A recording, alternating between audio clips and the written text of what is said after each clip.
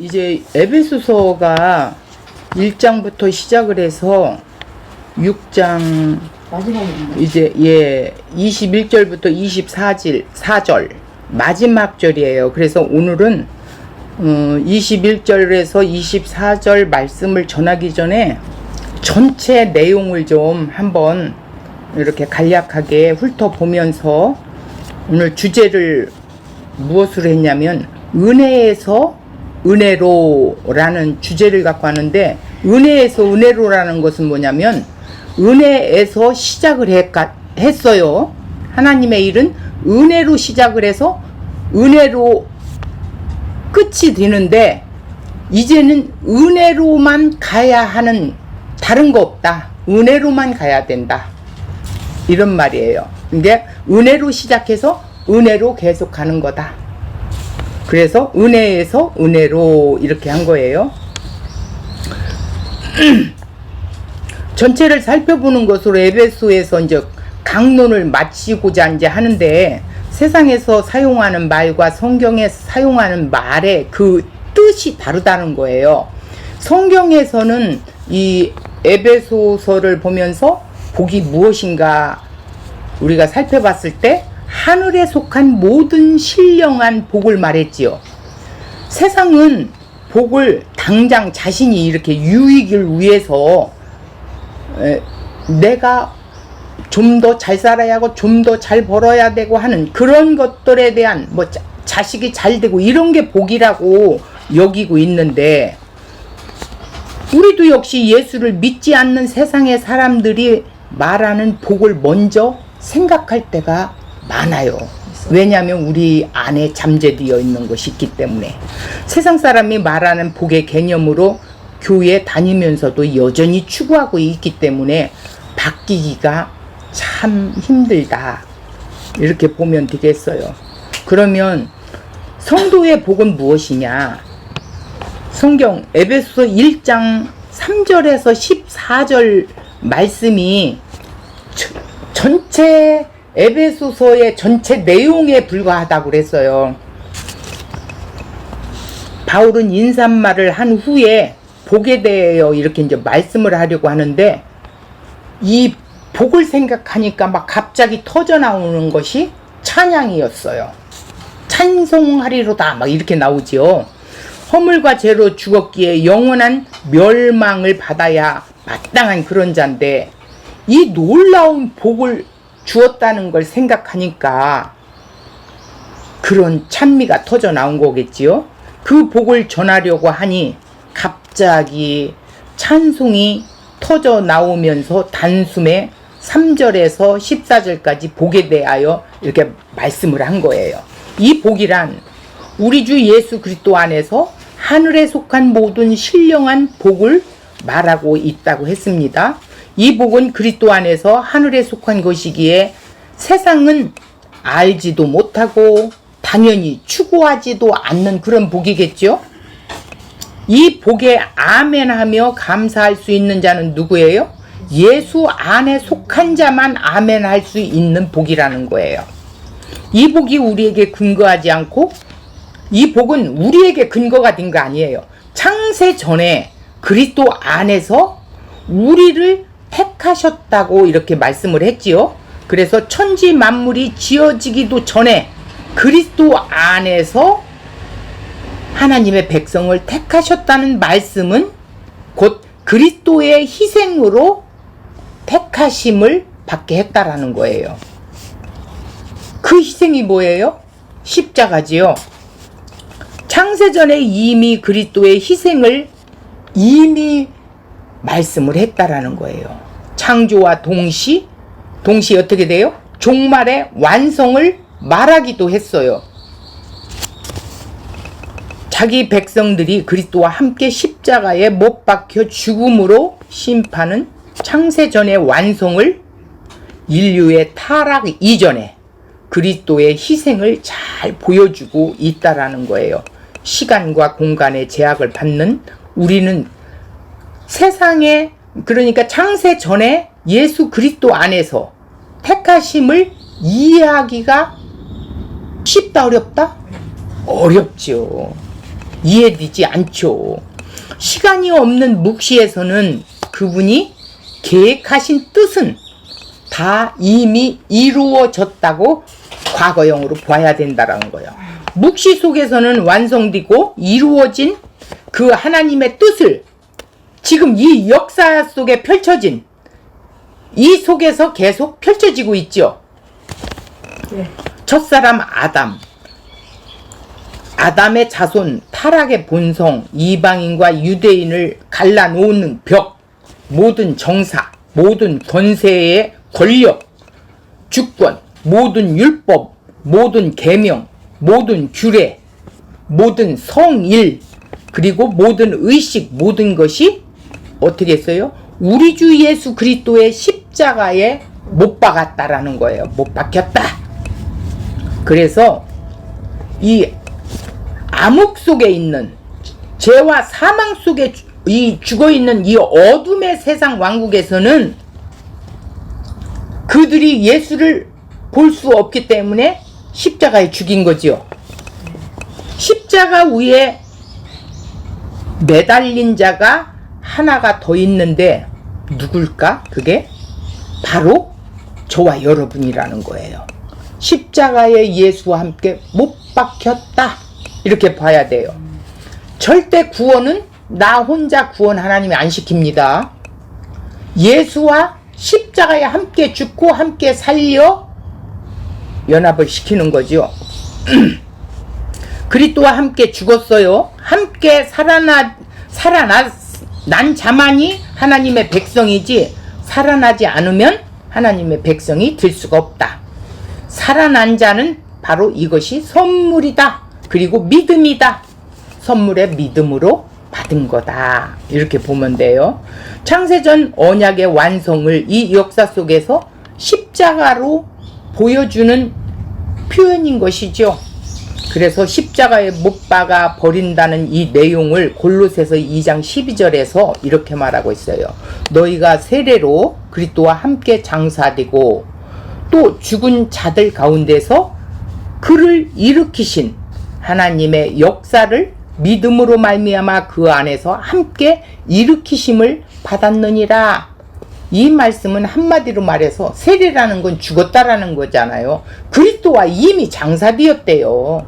그리고 그 죽음 속에서 다시 살려놓은 거지요. 자, 16절을 보겠습니다. 그러므로 먹고 마시는 것과 절기나 초하루나 안식일을 이유로 누구든지 너희를 비판을 한다 못한다? 할 수 없다. 못한다. 못하게 하라 이렇게 돼 있어요. 17절 이것들은 장래일의 그림자이나 몸은 그리스도의 것이니라. 우리는 그리스도와 한 몸이 돼 있어요.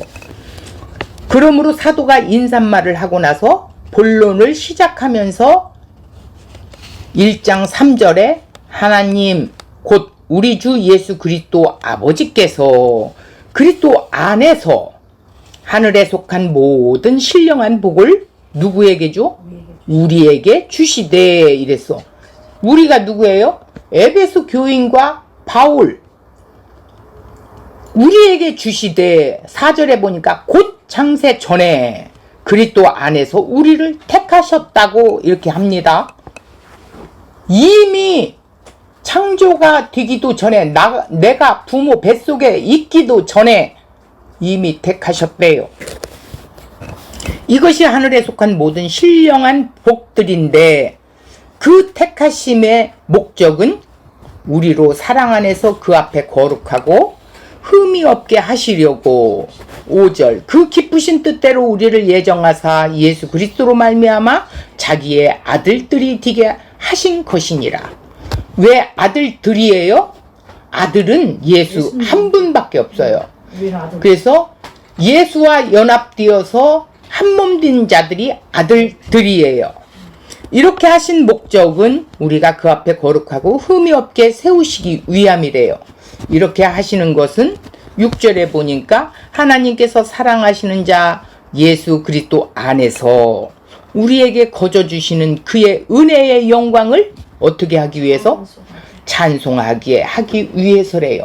우리를 구원해 놓은 목적이 뭐냐면 그분께 찬송하게 하기 위해서래요. 영광과 찬송을 돌리게 하기 위해서. 12절 이는 우리가 그리스도 안에서 전부터 바라던 그의 영광에 찬송이 되기도 한다는 거예요. 그러니까 이것은 허물과 죄로 죽은 우리를 그리스도의 신부로 점도 흠도 티도 없이 세우신 그의 능력과 영광을 드러내는 작품들이기 때문이에요. 우리는 하나님의 작품이에요.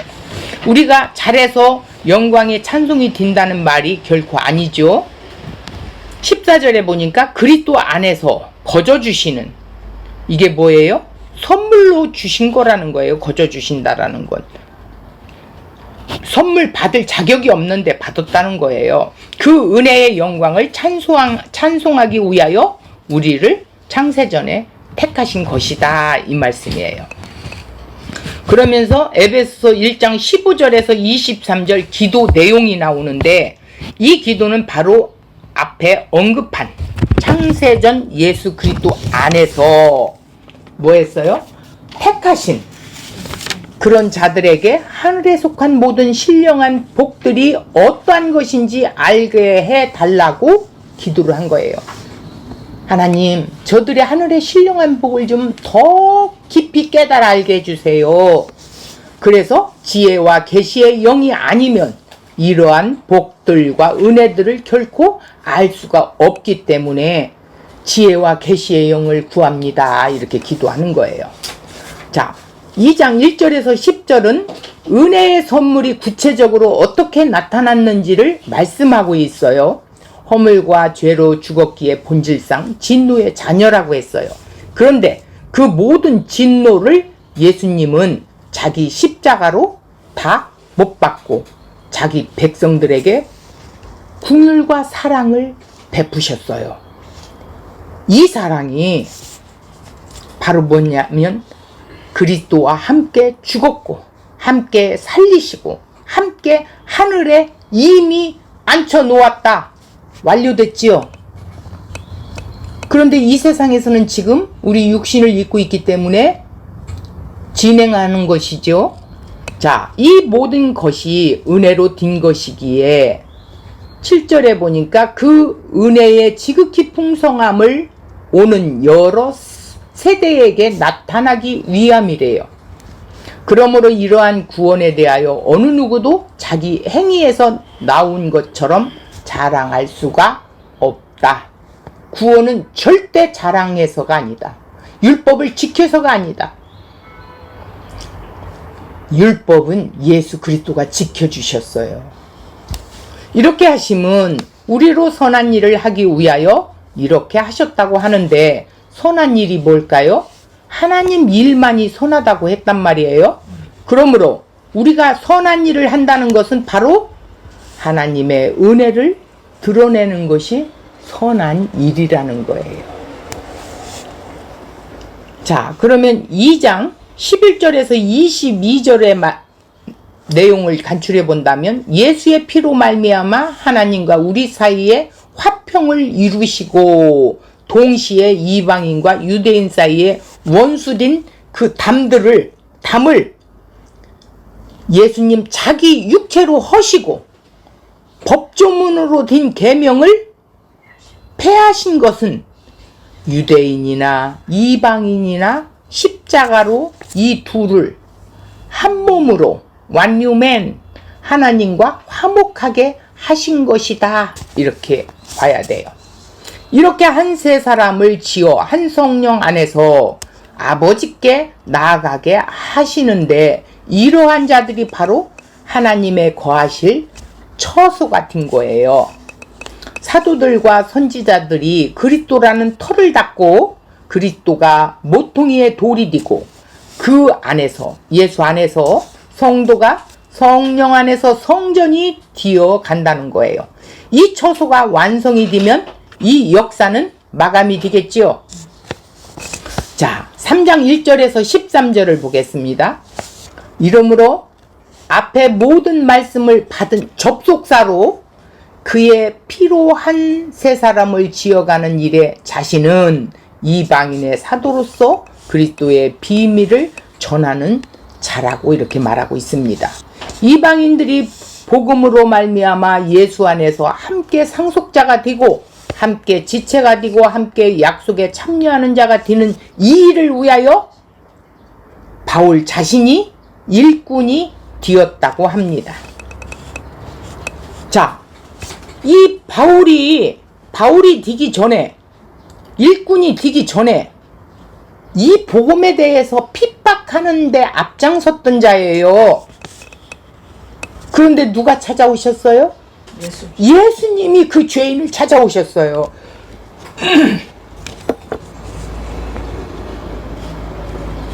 그러므로 그의 능력이 역사하시는 대로 내게 주신 하나님의 은혜의 선물을 따라 일꾼이 되었다고 합니다.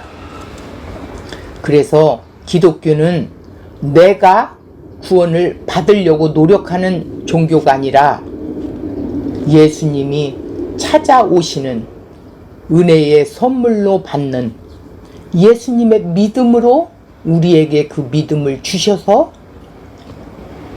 구원받게 하시는 거예요. 그래서 선물이라고 그러는 거예요. 이 놀라운 복음은 3장 11절 영원부터 우리 주 예수 그리스도 안에서 예정하신 뜻대로 한 것이라고 합니다. 그러니까 영원부터면 영원이 언제예요? 창세 전 그리스도 안에서 이미 예정하셨대요. 택하셨대요. 그러므로 지금 바울이 감옥에 갇혀 있다고 낙심하지 말라는 거예요. 너희들이 지금 낙심할 게 아니야. 내가 지금 옥에 갇힌 것은 니들이 낙심할 것이 아니야. 이러면서 이제 끝자락에 이야기를 하고 있는 거예요. 하나님의 영원한 영광은 이런 것이 막을 수가 없고 오히려 너희 영광이 될 거야. 이렇게 말하는 거예요. 에베소 교인들한테 내가 갇혀 있는 것이 너희들의 영광이 될 거야. 이렇게 말한 거예요. 복음으로 인하여 감옥에 갇힌 것이 영광이라는 말씀입니다. 이게 이해가 세상 사람이 되겠어요? 살아나지 않은 사람은 이해가 불가능해요. 3장 14절에서 20절을 볼게요. 두 번째 기도로 결론은 뭐예요? 모든 성도와 함께 지식에 넘치는 그리스도의 사랑을 알고 그 너비와 길이와 높이와 깊이가 어떠함을 깨달아 하나님의 모든 충만하신 것으로 너에게 충만하게 하시기를 구하노라. 이 간절한 기도를 바울이 자기가 복음 전한 에베소 성도들에게 간절하게 기도하고 있는 거예요. 우리 가운데서 역사하시는 능력대로 우리가 구하는 것이나 생각하는 모든 것에 더 넘치도록 능히 하실 이에게 교회 안에서와 그리스도 예수 안에서 영광이 대대로 영원 무궁하기를 원한다고 간절히 기도한 거예요. 이러한 기도를 하면 이보다 더한 그 영광의 풍성함을 알게 될 것입니다. 그런데 우리는 이러한 영광이 아니라 땅의 영광을 구하기에 이런 영광을 맛보지를 못하는 거예요. 그러나 하나님 자기 백성에게는 능히 이런 기도를 하게 하시고 이런 영광을 구하도록 조치하고 있다라는 거예요. 4장 1절에서 16절을 보겠어요. 성령이 하나 되게 하신 것은 힘써 지키라고 했어요.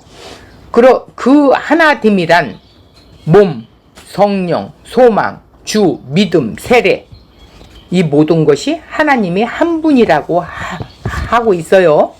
또 각 사람에게 은사를 주셔서 그리스도의 몸을 세우게 하십니다. 이러한 은사들을 통하여 하나님의 아들을 믿는 것과 아는 일에 하나가 되어 그리스도의 장성한 분량에 이르게 한다라는 것입니다. 교회의 머리를 그리스도가 머리이시죠. 그 머리를 통하여 도움을 받고 지체가 결합이 된다는 거예요. 그리스도의 몸을 사랑 안에서 스스로 채워 가십니다. 나 개인이 구원받는 구원파 그런 구원이 아니에요. 구원을 내가 소유하는 것이 절대 아닙니다. 날마다 나는 구원받은 자는 날마다 나는 해체된다. 나는 없어진다라는 뜻이에요. 그리스도의 몸으로 세워지는 구원이에요. 4장 17절에서 32절은 구원받았다고 끝나는 것이 아니다.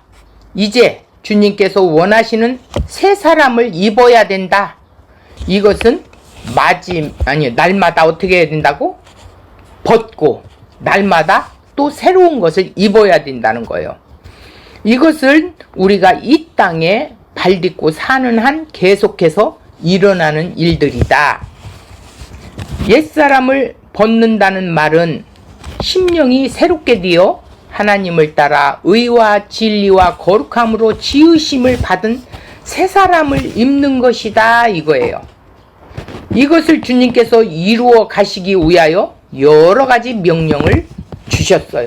이 명령들을 머리가 되신 주께서 이루어 가고 계신다는 거예요. 32절을 보면 우리가 어떤 용서를 받았는지 정말 안다면 네가 예수님 안에서 용서받은 자야? 그렇다면 형제에 대해서도 용서를 하라 이 소리예요. 5장을 보겠습니다. 5장 1절에서 21절은 성도에게는 이전과 지금이 있어요. 전에는 너희가 어둠이었어. 이제는 빛이야. 빛은 어둠의 일을 책망하게 되죠. 그래서 13절을 보면 책망을 받는 것마다 빛으로 드러난다 그랬어. 우리가 하나님의 말씀으로 책망을 받아요. 그러면 우리 안에 있는 어둠들이 드러나게 돼요. 그런데 이것이 빛으로 나아가는 일인데 어둠이 스스로 빛으로 나갈 수 있나요? 없지요. 어둠이 스스로 나간다면 그건 죽지요. 그런데도 빛으로 가는 자들이 있습니다. 죄와 의와 심판에 대하여 세상을 책망하시는 그 성령의 책망을 받는 것은 어떻게? 하나님께서 하신 일을 나타낼 것이라는 거예요. 그러므로 성령의 충만함을 받으라고 합니다. 성령의 충만함이란 더욱 빛으로 나아가는 삶을 말하는 거예요. 5장 22절에서 32절을 볼게요. 아내와 남편의 이야기를 아담과 하와의 이야기로 연결하고 있어요. 창세기 2장에서 나와요. 아담을 잠들게 하시고 하와를 만드신 그 하나님의 일하심이 예수 그리스도와 십자가로 자기 신부를 만들어 내시는 일로 설명이 어떻게 연결이 되죠? 그리스도와 교회의 비밀이 바로 아담과 하와가 타락하기 전 아담의 희생으로 하와가 나오는 것을 통하여 그리스도의 희생으로 신부된 교회가 만들어지는 것을 보여준 것입니다. 이러한 신부는 다시 그리스도와 한 몸이 되는데 이것이 십자가로 언약을 완성하시고 성령을 보내심으로 하나됨을 말씀하고 있다라는 것입니다. 자, 6장으로 넘어갈게요. 6장 1절에서 9절. 아내와 남편의 이야기만이 그리스도와 교회의 비밀을 말씀하시는 것이 아닙니다. 부모와 자식, 종들과 상전 이런 것들을 통하여 주님과 우리의 관계를 말씀하고 있는 거예요. 그러므로 세상에 있는 모든 것들은 다 진리를 설명하는 도구들일 뿐이에요.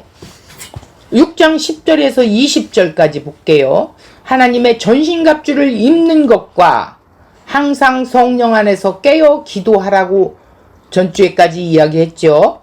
하나님의 전신갑주를 입어야 하는 것은 혈과 육을 상대하는 것이 아니라고 그랬죠. 마귀의 간계를 대적하기 위하여 하나님의 전신갑주를 입어야 한다고 했습니다.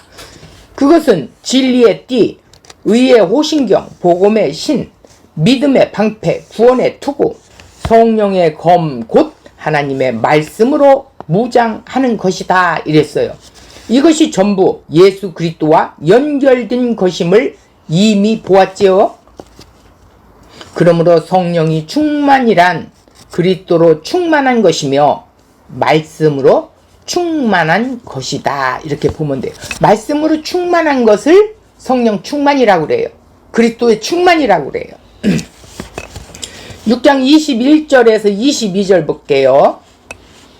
3년이나 밤낮 눈물로 복음을 전한 에베소 교회가 사도 바울이 복음으로 감옥에 갇혔다는 소식을 듣고 성도들이 염려를 하고 있어요. 그래서 21절에 봐요. 나의 사정 곧 내가 무엇을 하든지 너에게도 알리려 하노니 사랑을 받은 형제요 주 안에서 진실한 일꾼인 두기고가 모든 일을 너희에게 알리리라 이랬어요. 그러니까 바울이 무엇을 하는지 어떻게 지내고 있는지 그 사정을 두기고라는 그 형제가 있어요. 아주 오른팔 같은 두기고라는 형제가 잘 알고 있기에 알려줄 것이라고 이렇게 말을 하고 있는 거예요. 그러면서 두기고는 사랑을 받은 형제이고 주 안에서 진실한 일꾼이라고 얘기를 하고 있어요. 그러니까 뭐예요? 같은 형제다 이거예요. 그리스도 안에 있는 같은 형제다 이거예요. 그리고 신실한 일꾼이고 진실하다는 거예요. 진실한 일꾼이라고 한 것은 신뢰할 만한 사람이야.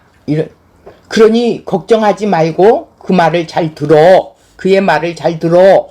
이렇게 펜을 들고 썼던 거예요. 그는 바울이 3차 전도 여행을 마치고 예루살렘을 방문하고 그럴 때 아시아의 대표로 함께했던 사람이에요. 누가? 아시아 사람 두기고와 드로비모라고 하는데 이 사람도 있고 사도행전 21장 29절에 보면 드로비모를 에베소의 사람이라고도 하고 두기고도 에베소 사람일 가능성이 있고 두기고가 바울이 쓴 편지를 에베소 교회에 전달했을 것이에요. 그러니까 골로새서 4장 7절에 보면 골로새서를 교회에 전해준 사람이고 두기고가 골로새 출신일 수도 있다 이런 거예요. 그러니까 에베소 교회에만 편지를 보낸 것이 아니라 골로새에도 이 편지를 보내서 골로새서가 오늘날 있게 된 거예요. 그래서 바울이 자신의 말년에 쓴 서신이 디모세 후서와 두기고는 에베소서를 보내었노라고 이렇게 말하고 있어요. 바울은 교회를 위해 두기고를 에베소에 보내지요. 끝까지 바울과 함께하면서 신실하게 맡겨진 사역을 감당했어요. 자, 두기고가 어디 있었어요? 로마에 같이 있었어요. 감옥에 있었던 게 아니라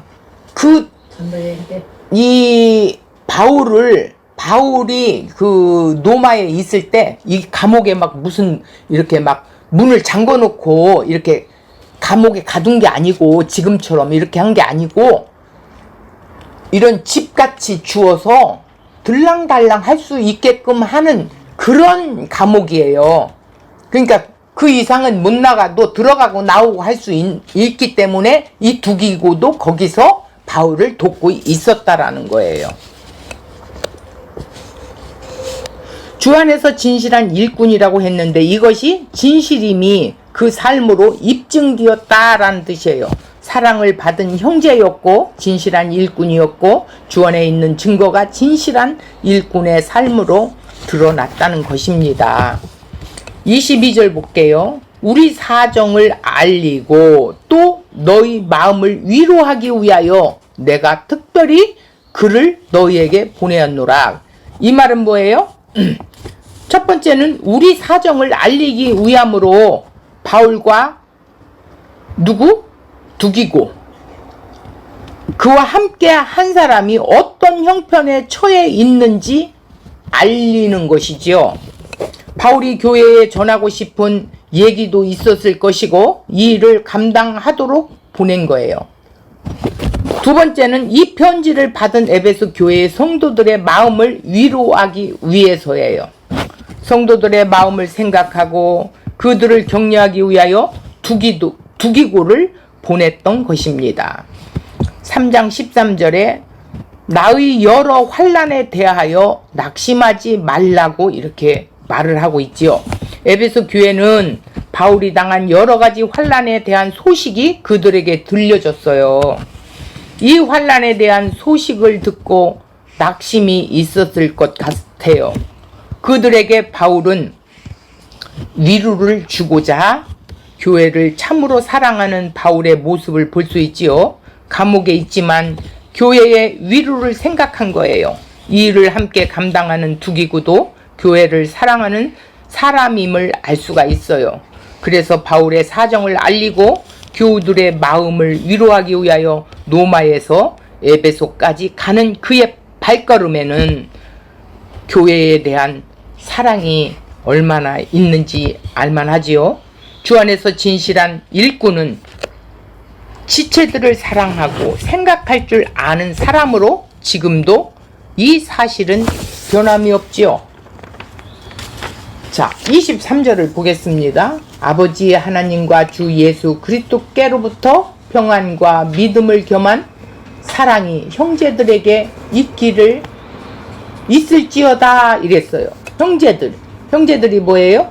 예수 그리스도를 믿는 모든 사람을 보고 형제라고 그러고 하나님의 가족이라고 그러고 그렇게 합니다. 그들에게 평안과 사랑이 있기를 간절히 구했어요. 바울은 그들에게 아버지 하나님과 주 예수 그리스도께로부터 오는 평안이 그들에게 있기를 간절히 기도했어요. 평안이란 에베소에서 여러 번 나온 용어들이에요. 1장 2절에도 문안 인사 때 은혜와 평강에 이런 얘기를 했고 2장 14절에서 15절에도 예수 그리스도를 우리의 화평 원수된 것 곧 중간에 막힌 담을 자신의 육체로 허셨다고 했어요. 2장 17절에 예수 그리스도께 평안을 전하셨다고 했어요. 18절에는 한 성령 안에서 아버지께 나아감을 얻게 되었다고 했어요. 4장 3절에 보니까 뭐예요? 4절에서 3절 성령께서 평안에 매는 줄로 교회를 하나 되게 하셨다고 이렇게 말씀하고 6장 15절에는 평안의 복음을 말씀했지요. 참된 평안은 예수 그리스도 안에 주어지는 거예요. 예수 그리스도 안에서 진정한 평안을 누릴 수 있다는 것이죠. 평안과 함께 사랑이 있기를 구한다 그랬어요. 성도들 서로에 대한 사랑일 것입니다. 믿음을 겸한 사랑, 이 사랑은 믿음에게서 나온 사랑이기 때문이에요. 믿음 플러스 사랑이라는 거예요. 믿음이 있으면 사랑이 있고 사랑이 있으면 믿음이 있다는 거예요. 사랑은 참된 믿음의 표지예요. 믿음이 깊어진다는 것은 곧 사랑이 깊어진다는 의미이기 때문이에요. 그뿐 아니라 하나님의 은혜로 예수 그리스도를 변함없이 사랑하기를 구한다고 했어요. 평안과 믿음을 겸한 사랑의 근원이 아버지 하나님과 주 예수 그리스도께로부터 온다는 것입니다. 그러므로 이러한 평안과 믿음을 겸한 사랑이란 환경과 상관이 전혀 없습니다. 우리는 늘 환경의 탓을 해요. 환경이 좋아지면 자신의 평안할 것이라고 이렇게 생각하는데 남편이라는 환경, 아내라는 환경, 자녀와 부모라는 환경, 교회와 세상이라는 환경이 좋아지면 평안할 것이라고 생각해요. 그래서 이렇게 기도해요. 이런 기도는 하나님이 원하는 기도가 아니에요. 그런데 지금 바울은 감옥에 있으면서 오히려 밖에 사람들에게 평안을 전하고 있어요. 거꾸로. 세상이 감당할 수 없는 평안과 믿음을 겸한 사랑은 하나님과 주 예수께로부터 오기에 가능한 것이라는 거예요. 자, 끝으로 24절 보겠습니다. 우리 주 예수 그리스도를 변함없이 사랑하는 모든 자에게 은혜가 있을지어다 이랬어요. 1절에서 2절에 시작할 때에도 은혜가 있기를 구했는데 끝나는 말씀에도 은혜를 구하고 있어요. 처음과 끝이 은혜입니다. 성도들은 하나님의 은혜 가운데 존재하고 그 은혜 가운데 살아야 함을 의미하고 있어요. 은혜 없이는 살 수 없다 이 소리예요. 은혜는 뭐냐? 에베소에서 여러 번 언급되고 있지만 1장 6절에서 7절 하나님의 은혜는 영광과 풍성함이 있다고 이렇게 말씀을 하고 있어요. 이 은혜는 예수 그리스도 안에서 주어진다고 말씀하고 있고, 또 2절에서 5절에 하나님의 은혜로 구원받는다고 하고 있어요. 2장 7절에서 8절을 보니까 은혜는 하나님의 선물이라고 했어요. 3장 2절에 보니까 하나님의 경륜은 은혜의 성격이 있음을 말씀하고 있어요.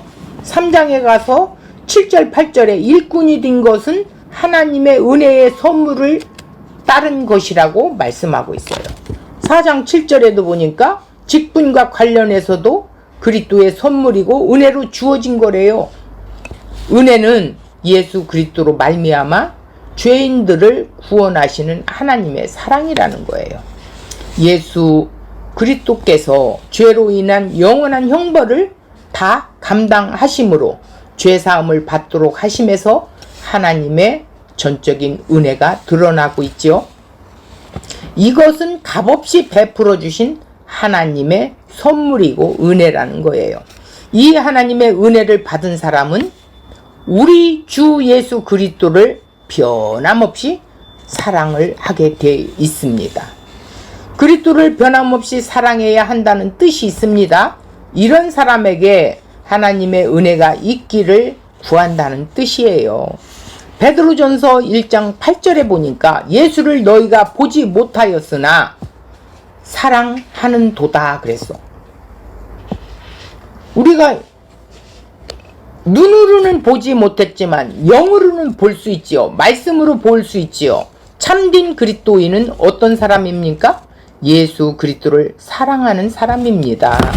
변함없이 주 예수님을 사랑하는 것이 일시적으로 나타나는 참된 사랑이라고 할 수 있어요? 없어요? 없어요. 이거는 일시적이 아니에요. 주님께서 끝까지 요한복음 13장 1절에도 보니까 우리에게 사랑을 주셨고 그 십자가의 사랑을 받은 우리도 끝까지 사랑을 하여야 하는 것이라는 거예요. 참된 믿음은 우리 주 예수 그리스도를 변함없이 사랑함으로 증거가 된다라는 것이에요. 그 사랑이 있어야 예수를 증거할 수 있는 거죠. 에베소서 전체를 살펴보면서 창세 전과 영원전 이야기를 보았어요. 창세 전에 그리스도 안에서 택하신 자들은 변함없이 주님만 사랑하도록 주님께서 만들어 가신다는 주님의 의지가 담겨 있다는 것을 우리가 볼 수 있었지요. 이러한 자들은 역사 속에서 나갑니다. 내가 사랑하는 것들을 다 빼앗아 버려요. 내가 이 역사 속에서 사랑하고 있는 것들 예수님이 하나하나 다 빼앗아 가요.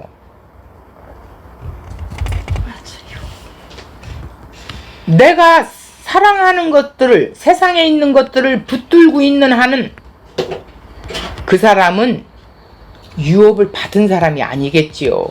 그죠? 그렇기 때문에 하나님은 우리의 지금 육신 덩어리를 여기다 둔 것은 지금 우리 안에 있는 내면, 옛 자아들을 하나하나 지금 말씀으로 깨부숴져 나가게 하면서 그리스도의 장성한 분량으로 성장하기 위하여 너희들이 구원받은 것으로 끝이 아니야. 전신갑주를 취해야 돼. 그런데 그리고 너희가 항상 깨어 기도해야 할 것이 있어. 너희는 무장을 하고 성령 안에서 항상이 나와요. 항상이라는 전제가 있어. 깨어 기도해야 된다라는 거예요. 어떻게?